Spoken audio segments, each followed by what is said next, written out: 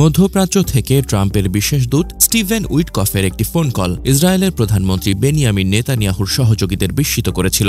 গত শুক্রবার সন্ধ্যায় কাতারের রাজধানী দোহা থেকে উইটকফ ঘোষণা দেন তিনি ইসরায়েলে যাচ্ছেন এবং নেতানিয়াহুর সঙ্গে সাক্ষাৎ করবেন। তখন ইহুদিদের অবকাশের দিন সাব্বাত শুরু হয়ে গেছে। নেতানিয়াহুর সহযোগীরা বললেন, অবকাশের দিনে তিনি শুধু একবার প্রধানমন্ত্রীর সঙ্গে সাক্ষাৎ করতে পারবেন, সেটা নেতানিয়াহুর ইচ্ছামতো কোনো সময়ে। তখন ট্রাম্পের দূত ৬৭ বছর বয়সী আইনজীবী উইটকফ তাদের প্রস্তাব উড়িয়ে দিয়ে বলেন সকালের দিকেই তিনি দেখা করতে চান। গতকাল বৃহস্পতিবার দ্য গার্ডিয়ান অনলাইনের প্রতিবেদনে বলা হয়, ইসরায়েলের প্রধানমন্ত্রীর সঙ্গে ওই বৈঠক ছিল উত্তেজনাপূর্ণ। স্টিভেন উইটকফ যে বার্তা পৌঁছে দিলেন তা হল, প্রেসিডেন্ট নির্বাচিত ডোনাল্ড ট্রাম্পের চাপ রয়েছে, তিনি জিম্মিদের মুক্তির জন্য একটি যুদ্ধবিরতি চান। ট্রাম্প চান গাজায় যুদ্ধ শেষ হোক, তার হাতে আরেকটি কাজ আছে। ওই বৈঠকের বর্ণনা দিতে গিয়ে নেতানিয়াহু সরকারের এক জ্যেষ্ঠ কর্মকর্তা চ্যানেল 14কে বলেন, যুক্তরাষ্ট্রের প্রেসিডেন্ট নির্বাচিত ট্রাম্পের পক্ষ থেকে উইটকফ এক কঠোর বার্তা দিয়েছেন। তিনি দ্ব্যর্থহীনভাবে একটি চুক্তি চেয়েছেন। শুধু উইটকফই নন, গত কয়েক সপ্তাহ ধরে চুক্তির জন্য কাজ করেছেন আরও অনেকে। যুক্তরাষ্ট্রের বিদায়ী প্রেসিডেন্ট জো বাইডেন, তার পররাষ্ট্রমন্ত্রী অ্যান্টনি ব্লিংকেন, মিশর, তুরস্ক ও উপসাগরীয় অঞ্চলের দেশগুলোর শীর্ষ নেতাদের ভূমিকা এতে ছিল।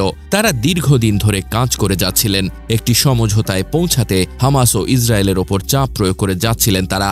গত সোমবার তুরস্কের গোয়েন্দা প্রধান ইব্রাহিম কালিন আঙ্কারায় হামাসের রাজনৈতিক শাখার প্রধানদের সঙ্গে আলোচনা করে যুদ্ধবিরতির জন্য চাপ দেন। সবকিছুকে ছাপিয়ে একটি বিষয় স্পষ্ট, ট্রাম্প ও তার বিশেষ দূত উইটকফের চেষ্টা। গত বুধবার বিকেলে দোহায় যখন চুক্তির বিষয়টি দৃশ্যমান, তখন ইসরায়েলের পররাষ্ট্রমন্ত্রী গিডিয়ন সার জানান তিনি তেল আবিবে ফিরে যাচ্ছেন। ওই দিনই ট্রাম্প তার সামাজিক মাধ্যম ট্রুথ সোশ্যালে চুক্তিতে তার কৃতিত্বের ঘোষণা দেন। তিনি জানান, নভেম্বরের ঐতিহাসিক বিজয়ের কারণেই এ মহাকাব্যিক চুক্তিটি হয়েছে। এটি পুরো বিশ্বের জন্য এই বার্তা যে তার প্রশাসন শান্তি প্রতিষ্ঠা করবে, পাশাপাশি সকল মার্কিনের সুরক্ষায় চুক্তি নিয়ে আলোচনা করবে। সামাজিক মাধ্যমে ট্রাম্প বলেন, এটা ভেবে তিনি রোমাঞ্চিত যে মার্কিন ও ইসরায়েলের জিম্মিরা বাড়ি ফিরবেন, তারা তাদের পরিবার ও প্রিয়জনের সঙ্গে পুনর্মিলিত হবেন। যুদ্ধবিরতির কৃতিত্ব নিতে চেয়েছেন মার্কিন প্রেসিডেন্ট জো বাইডেনও। তিনি এটাকে তার প্রশাসনের কূটনৈতিক সাফল্য বলে বর্ণনা করেন। এর আগে বহুবার গাজায় যুদ্ধবিরতি নিয়ে আলোচনা হয়েছে। হামাসের প্রতিনিধিরা মিশরের রাজধানী কায়রো সহ বিভিন্ন স্থানে আলোচনায় বসেন। এসব আলোচনায় ইসরায়েলের প্রতিনিধিরা অংশ নেন, কিন্তু শেষ পর্যন্ত এগুলো ভেস্তে যায়।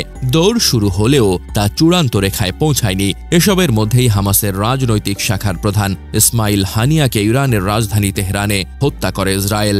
এতে দুই পক্ষের মধ্যে উত্তেজনা বাড়তে থাকে, যুদ্ধবিরতির সম্ভাবনা ক্ষীণ হয়ে পড়ে। বিশ্বব্যাপী যুদ্ধ বন্ধের অঙ্গীকার করে গত নভেম্বরে প্রেসিডেন্ট নির্বাচনে জয়ী হন ডোনাল্ড ট্রাম্প। আগামী ২০ জানুয়ারি তিনি শপথ গ্রহণ করবেন। শপথের আগেই তিনি গাজায় যুদ্ধ বন্ধের চুক্তির মাধ্যমে বড় ধরনের সাফল্য দেখালেন। ২০২৩ সালের ৭ অক্টোবর ইসরায়েলে হামলা চালিয়ে হামাস ১০২০ জনকে হত্যা ও ২৫০ জনকে জিম্মি করে। পরে ইসরায়েল গাজায় সাম্প্রতিক ইতিহাসের সবচেয়ে ভয়াবহ হামলাটি চালায়। এতে এ পর্যন্ত ৪৬,০০০-এর বেশি মানুষ নিহত হয়েছেন, আহত হয়েছেন ১ লাখেরও বেশি মানুষ। হতাহতের অধিকাংশই নারী ও শিশু।